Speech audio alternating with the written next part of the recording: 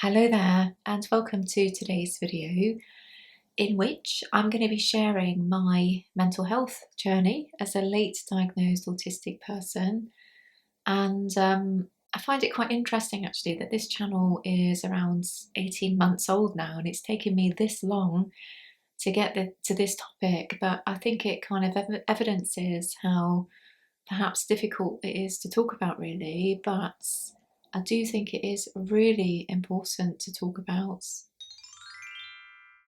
And because it's mental health themes, I will be exploring some more difficult topics in this video, but nothing in any great depth. So I have had difficulties with depression and anxiety for my whole life really, and as far back as I can remember I've had anxiety going on, and I had a really difficult childhood, which I've spoken about numerous times, but basically my mum had quite severe mental health issues and she died when I was 12, and my dad was an alcoholic essentially, so it was yeah, quite a stressful childhood. I was always on alert really. I remember particularly with my mum, she would threaten me around being put into a home if I wasn't a good child really. So I always had this anxiety that, I had to be a good child, I had to be a good girl, because otherwise I'd be put into a home. And, I look back now and I think, what a dreadful thing to say to your child, what an awful thing to threaten them with.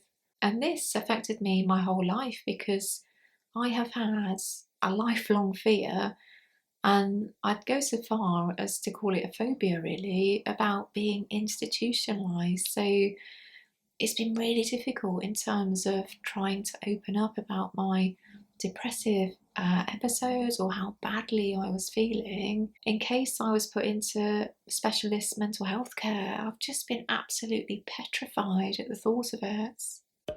So I was also bullied at school, so it meant that I didn't really have any respite from stressful situations really. So I relied on masking, which was only so effective because I, still wasn't really accepted by my peers. But I remember when I was 16, this was the first time that I showed any sign of wanting to take action about the depressive episodes I was having, because I felt really quite desperate. So I went to my GP, and throughout the whole consultation with him, I would do anything I could but to mention the word depression or anxiety, because it was 1990s, so it was at a time when people really didn't talk about depression, and I would do whatever I could not to mention these words because I was really worried of the fallout really. I felt like if I didn't say the words depression or anxiety, that meant I didn't have depression or anxiety. I was just maybe feeling out of sorts. So it was a really weird consultation actually, because the GP was an older man who was smoking a pipe, and I'm pretty sure that was illegal at the time. So he was a really eccentric guy. And he said to me, I know what you need, a tonic. And to this day, I have still no idea what a tonic is. I guess it could be a magic elixir, but I suspect it was more likely to be a vitamin drink. I don't even know if I got that medication or whether I just felt completely not listened to, really. And I came away from that appointment feeling really defeated. And if I couldn't get a GP to understand how I was feeling, how on earth could I get anybody else to? So I decided not to talk about it with other people because it was clearly not really an acceptable or appropriate thing to do. And I decided just to manage things myself. And of course, this was a disaster because I couldn't manage things myself. It was very clear that I was really struggling. And there were various moments at that point through my teenage years and in my early 20s where I just didn't want to be here. And on 3 occasions, I tried my best to make that happen. And I'm really sorry I'm having to talk almost in kind of euphemisms here, but it is YouTube. And needless to say, they were unsuccessful, which I'm grateful for now, but at the time I really wasn't. And still, I didn't tell anybody. I kept it all to myself. And it was, yeah, really, really difficult time. And we often hear autistic people talking about burnout, don't we? And I've had 2 extended periods of burnouts. One was in my mid-20s, and I think it was actually more like a breakdown, really. I really struggled. I was in a really bad place, and I became agoraphobic. I was actually living with 2 flatmates at the time who I really liked, but I was in a position where I just couldn't be around other people. I couldn't talk to other people. So I moved out to a bedsit and I basically kept myself to myself for around 18 months. And any social interaction was just almost an impossibility. And I was clearly depressed.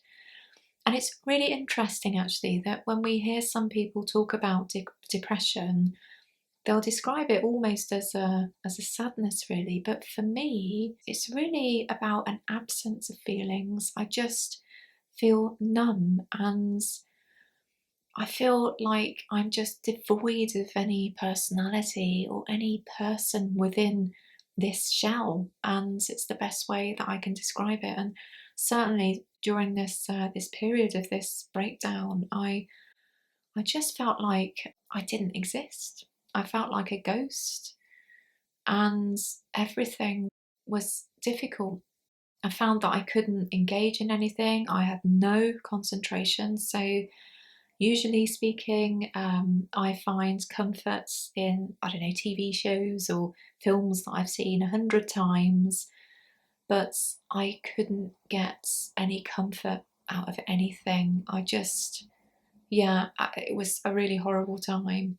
However, gradually I was able to immerse myself in artwork, and at that time it was painting. I just ended up painting furiously, really, these kind of illustrations. And for me, it really helped me kind of almost meditate in a way. I find the act of being creative meditative in a way that others find solace from, actual meditation. So it really started to help me on a path, really, to try and get back to some kind of normality. So I'd gradually start seeing people that I knew. And I think it took around 18 months when I started to have some temp jobs as well. So I was able to start getting myself out in the world again. But crikey, that was a really difficult and horrible experience, and certainly one that I would never want to return to. And also, I should say that there was a reason as to why I ended up in having a breakdown, but I'm not ready to talk about it, and certainly not on YouTube. But you never know, I might find some creative ways as to share this story at some point. And my next burnout, or extended periods of burnouts, was in my early to mid 30s. And basically, I was being horrendously bullied at work. And I have actually talked about this in another video, and I'll link that down below if you want to check it out after this one. But I was in a position where I felt like I had no alternative but to resign from this job. I didn't have anywhere to go in terms of having, other employments. And I wouldn't have been able to move to another job at this point anyway, because I was in such a state of, depression and burnout that there was no way I could go into another job at that point. And it was a really difficult time because I had people around me when I left this job who basically said to me, you know what, Lizzie, you've been treated really unfairly and this is potentially illegal. You know, your employers have not been fair during this process. And because of this, I decided to go through a tribunal, really, or industrial action. And I was able to get a solicitor to yeah, try and take them on, really. And it was on a no-win, no-fee basis, so I didn't have to pay anything because, you know, I was never able to afford that anyway. And yeah, this led to a process that took around 5 years in the end. And it was completely fruitless. You know, I wasn't able to win the case.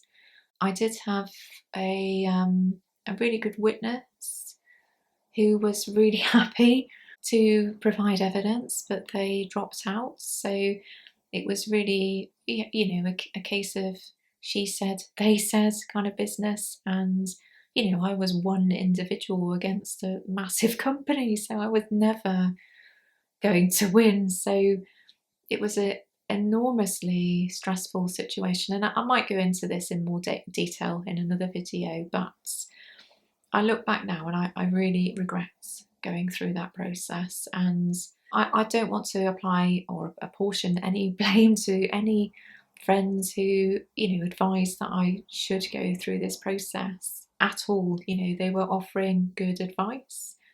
And I just think I was in such a vulnerable position that I didn't know what I was doing. And I perhaps hadn't the ability to really think things through and how stressful an experience this would be. So I just went for it, and I really wish I hadn't. It was, yeah, a really horrible process. I had to go to various appointments, and it felt like a really invasive experience. And yeah, this didn't help my kind of burnout at all. And certainly it lasted for around, I think, maybe 9 months to a year. And again, I just felt like, I don't know, I didn't exist. I just had nothing of value to offer the world. This wasn't as an extreme experience as my breakdown, I have to say, but still, it was really difficult. I had zero energy and yeah, zero motivation to engage with people or the world, and I just needed to hide myself away. However, this was absolutely the best thing for me at the time, to remove myself from society. And gradually I was able to start getting back into work, because I was in a situation where I was really scared about money. You know, I hadn't been working, and I started temping again. So yeah, I was able to sort of navigate myself to try and get back into some kind of sense of normality, really. So over the course of maybe the next decade, I was in various jobs. I jumped from job to job really easily, and I've done a separate video on my employment history. And I also went back to art school, actually, which was one of the best things that I've ever done. It's certainly one of the best decisions I've ever made. So that gave me an opportunity to immerse myself in special interests, basically, for 5 years on a part-time basis. So I knew that I'd have 3 days a week just to be an artist and create and make art and design and experiment with photography and all of the stuff that makes me feel good. It makes me feel engaged and excited about things, really. So yeah, I think in terms of my mental health, this has been, yeah, just so good for me. And over the last few years, I've been working as a clay artist, but I've always been creative. When I look back through my whole life, I've very often had some kind of side project on the go outside of work, because it's just been necessary for my mental health. And when I was 44, I think, I developed MCAS, or certainly the early signs of MCAS. And over the last few years, it's got kind of progressively worse, really. So I can't guarantee on any given day how I'm going to feel. So it really is impossible for me to have a job outside of the home, really. So it's meant that I've been at home essentially for the last few years. But what that has enabled me to do is to realise that a lot of my anxiety and depression throughout my whole life has basically been because I've had to go out into the world, socialise with people, go to work, do all the tasks that we're all expected to do. And as an autistic person, it's felt impossible at times, and it is no wonder I've been so depressed for so much of my life. It's because autistic people are living in this world that clearly isn't designed for us, and it puts additional pressure on us. So we're always in a heightened state of anxiety, and of course, that's going to be really detrimental to our long term mental health. And because I've not had any accommodations in life, I've basically had to force myself into positions that I really haven't wanted to do. And mainly around work, I have to say, I've worked in various customer service roles or people facing roles. And had I known I was autistic, I would have never put myself into these positions because I just wasn't suited to this kind of work, but I didn't know that at the time. I just thought I was shy and a bit inadequate. So I felt like the more I would force myself into these situations or these jobs or inappropriate jobs at that, the more I'd become used to them and perhaps become a normal person. But of course, that was never going to be. I am an autistic person. I have always been an autistic person, and I've been depressed and anxious a lot of my life, all of my life really, because I've been forced into places and environments and situations that I just haven't wanted to be in. I think had I had appropriate accommodations throughout my whole life, really, that it would have been literally life changing for me because my stress levels wouldn't have been anywhere near what they've been at times. And the thought of that makes me actually a little sad because you can't help but think, what if? Now and again, I do try and kind of wrestle with it and think, I'm fortunate now to have an autism diagnosis. I at least now know I'm autistic because previous generations of autistic people never knew that they were autistic and went through a whole lifetime of feeling different and separated from other people. I really do try and see, the benefits now in knowing that I'm autistic. But yeah, it's very difficult when you look back at your younger self, isn't it? I think in terms of my mental health these days, I think things have improved vastly actually. And I think, as I say, I don't have to go out into the world these days as a chronically ill person. It almost feels like some kind of weird privilege in a way, even though I'm ill, that I, don't have to go out and work a job or see other people. So that really does feel like a source of anxiety has been removed. And also, I think it's really important to mention that I do have a really supportive partner.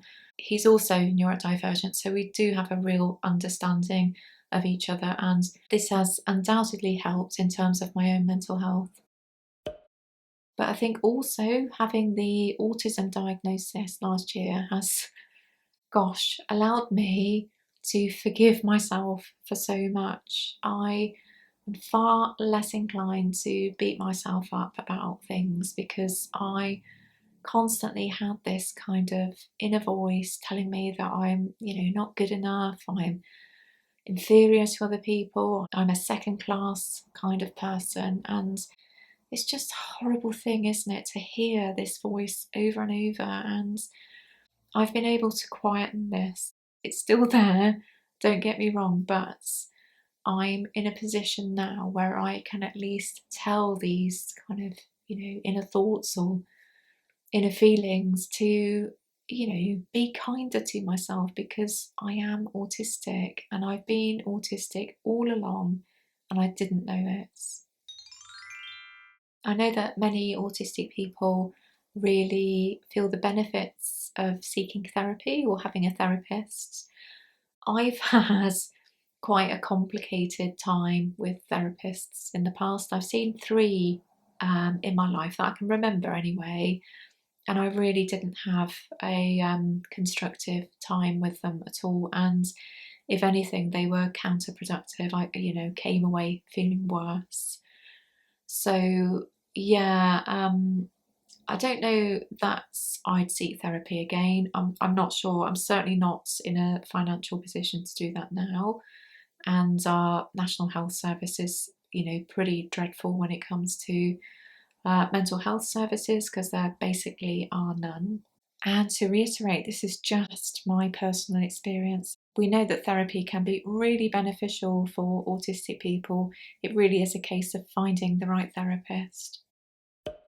But I think ultimately I'm just relieved and grateful to be in a position now where I understand myself so much better, and I can really understand how and why my mental health has suffered throughout the years. It all makes so much sense now.